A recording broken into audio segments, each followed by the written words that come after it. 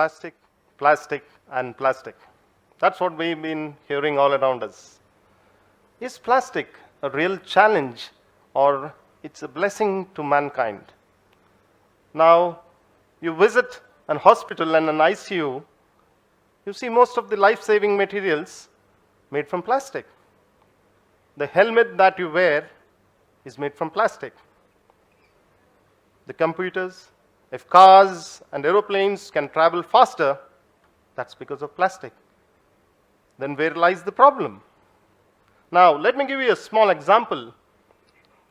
A bottle of water that you drink and throw it next to the drain has the ability to travel from the drain to a river and from the river to the sea.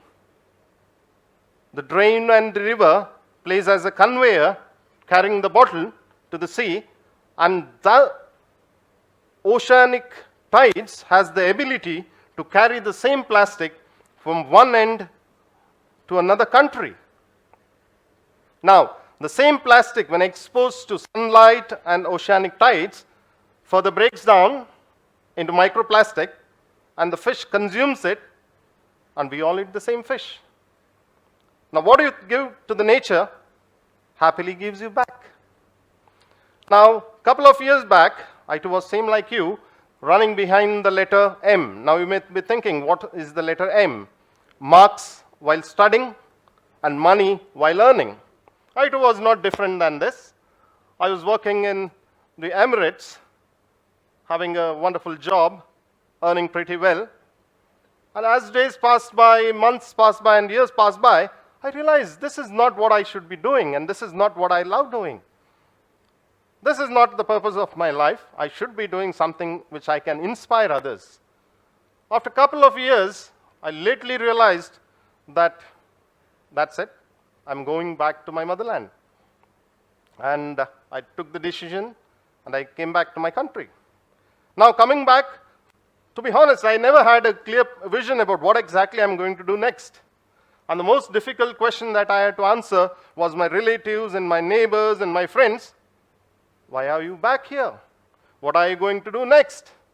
How are you going to take care of your family? And to be honest, I had no answer. And I didn't want to waste a single minute behind convincing them that what am I going to do next. Rather, I thought, let my actions speak. And as days passed by, being unemployed was not that easy. That invited a lot of criticism. But somewhere deep down in my heart, I also started feeling that, was that the right decision, quitting back Dubai and coming here to achieve something which is absolutely unknown, is going to happen. But I always had the belief that one or the other day, I would be achieving some other thing. In the quest, I started walking around my village, speaking to my villagers, and trying to understand problems, different problems. And that's where I was able to understand our village has so many problems. What looks and what is in reality is much different.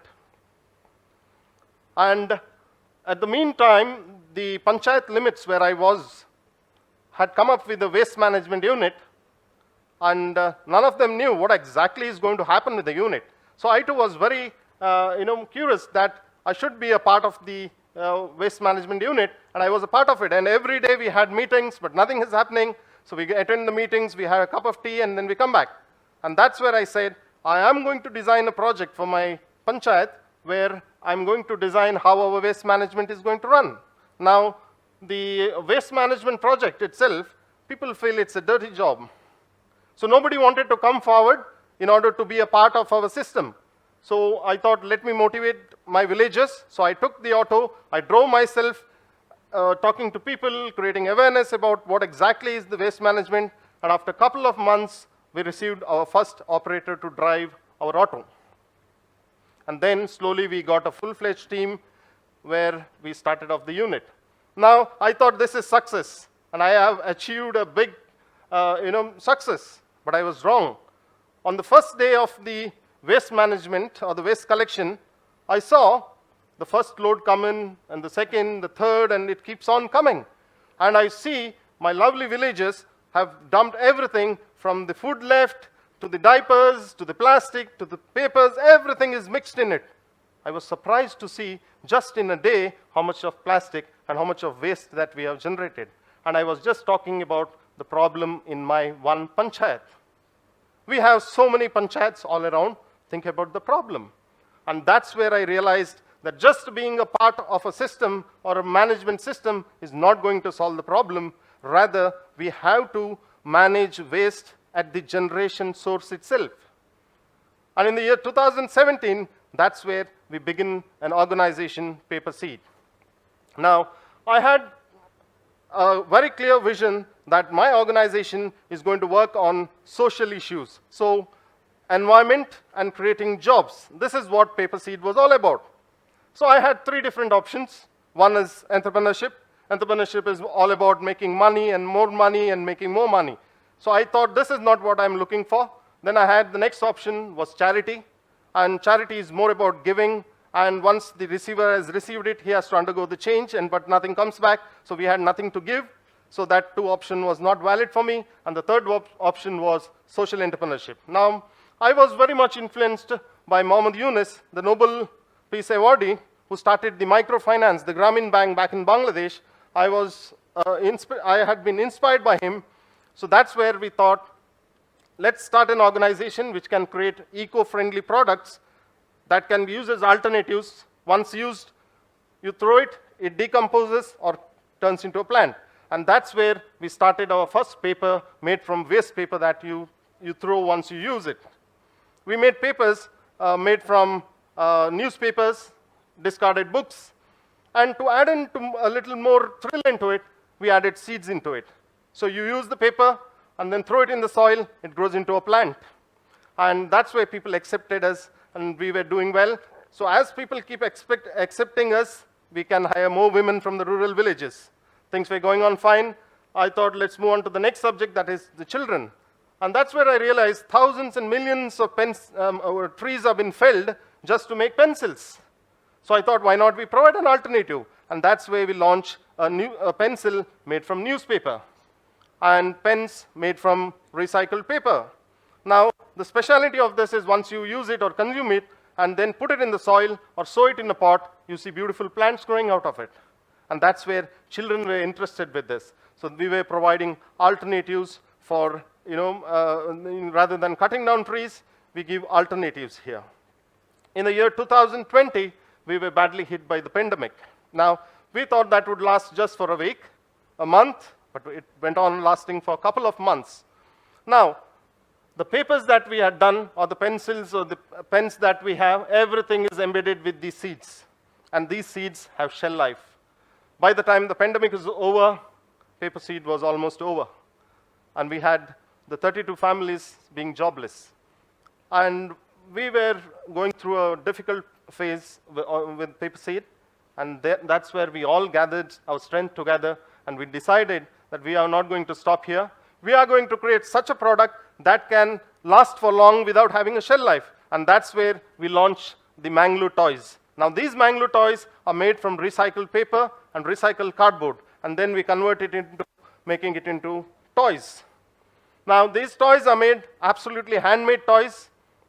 No chemicals or no machineries used in making these toys. So again, we had to gather all the villagers, train them, and once train them, make into beautiful toys. And most of the Manglu toys talk about the local flora fauna of Dakshina Kannada, the traditional of Dakshina Kannada, and that's what we were going ahead. Now, as we kept on moving ahead, unfortunately, the second wave comes in. Now, at this point of time, I had something in my mind. Now, we all have been wearing masks, which is a mandate requirement. Now, I saw most of the masks finally reaching the landfills or the rivers or the oceanic beds. So what are those masks? All are made from non-woven materials or one-use materials. Now, we humans, we need to be safe by wearing a mask, but are we worried about the aquatic, the fish, the animals, the birds? No, we are not worried about it. We use it, we are safe for ourselves, and we throw it.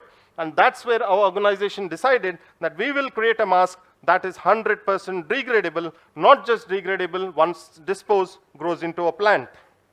Now, it was not that easy for us to come up with an idea, but with a couple of R&D and the need of the hour, we launched our first mask. And when we brought it in the market, people were like, can you really breathe with this mask? And as it went, in the media took us nationally, and we also had an opportunity to reach internationally. We got a lot of orders all around the world. The process was simple. The materials that we used was waste cotton rags from the cotton mills. We bought it, we shredded it, made it into a pulp, added seeds into it, made sheets of cotton, and from that we made mask, which was 100% degradable mask in the world, where we were being largely accepted by the concept. Now, as we went ahead, we had a good opportunity to deliver these orders, but unfortunately the pandemic had damaged us enough. So we didn't have a larger infrastructure, we didn't have a larger manpower to manufacture this large amount of masks. So we learned a couple of lessons from the processes that we are doing, or how we were getting things on. Now finally, our organization is being identified by the MSME and the NITK, the implement body.